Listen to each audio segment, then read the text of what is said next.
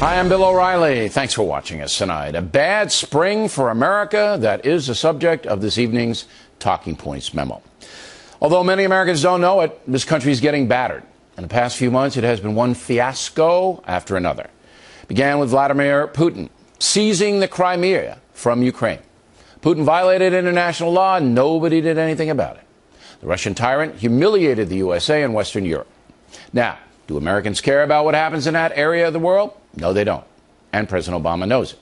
Therefore, Putin got away with it. Number two, the VA scandal. Even though President Obama promised to improve medical services for vets, he has not. And even worse, the president did not pay attention to the issue.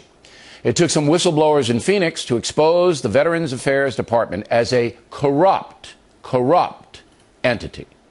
Hundreds of thousands of vets are not being given the care they deserve and were promised.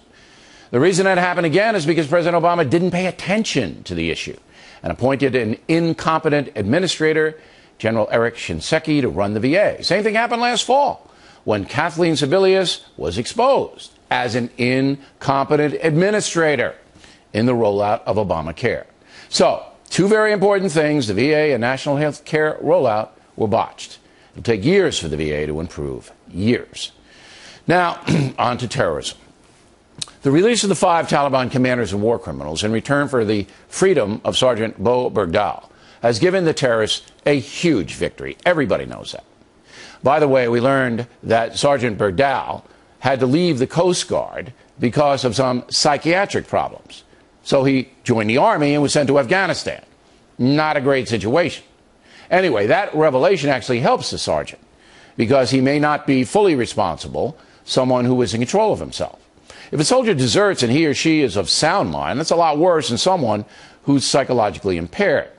By the way, Sergeant Bergdahl will arrive back in the USA shortly. Now, at this point, I'm giving the sergeant the benefit of all doubts, and I think he and his family should largely be left alone. However, the swap for the Taliban definitely hurt America. But incredibly, Hillary Clinton does not seem to think so. I think an awful lot of people think that we're less safe today than we were a week ago because these 5 guys are out. These 5 guys are not a threat to the United States.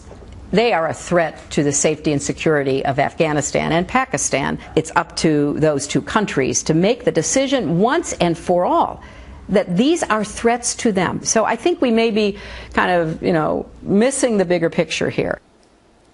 With all due respect to Mrs. Clinton, she is the one missing the bigger picture.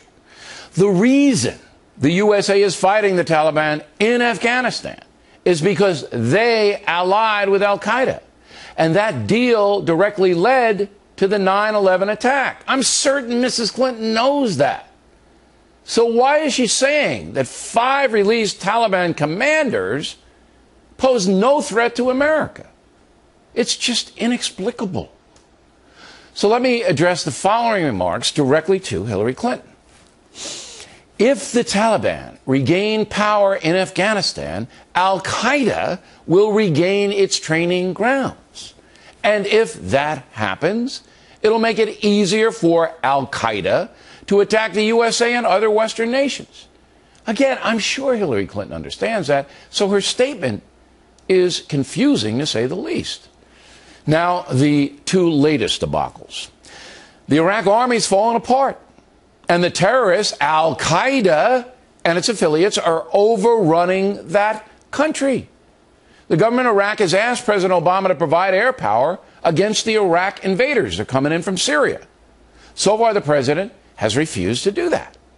So we're now looking at a possible terrorist state, Iraq, run by al-Qaeda. Reports say the terrorists are about 40 miles away from Baghdad. That's a catastrophe. There's no question President Obama wanted to get out of Iraq totally when he should have left a small force of American special forces to prop up the Iraqi army.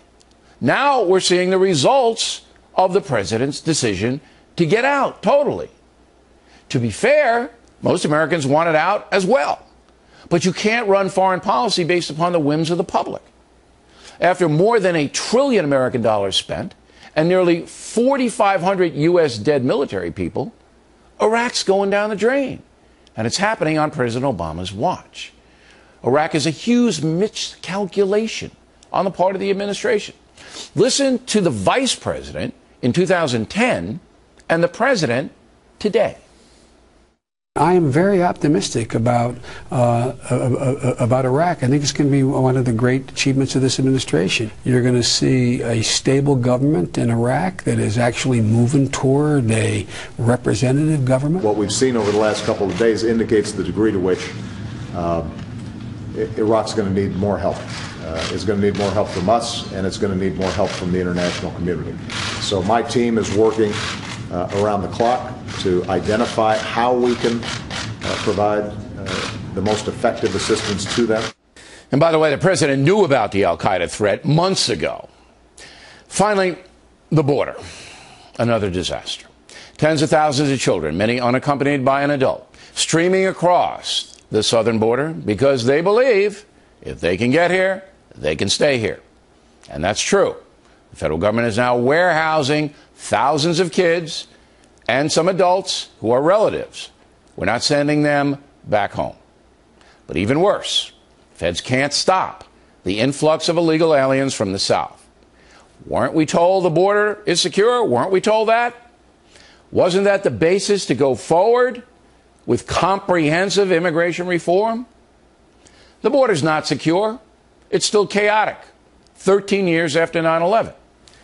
It's unbelievable. So let's review. Putin violates international law, gets away with it.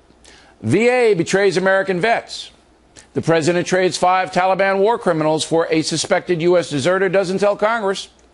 Iraq may fall to al-Qaeda, and the southern border completely out of control. Those are facts. No ideology involved with this analysis. It has indeed been a very harsh spring for America. It's a memo.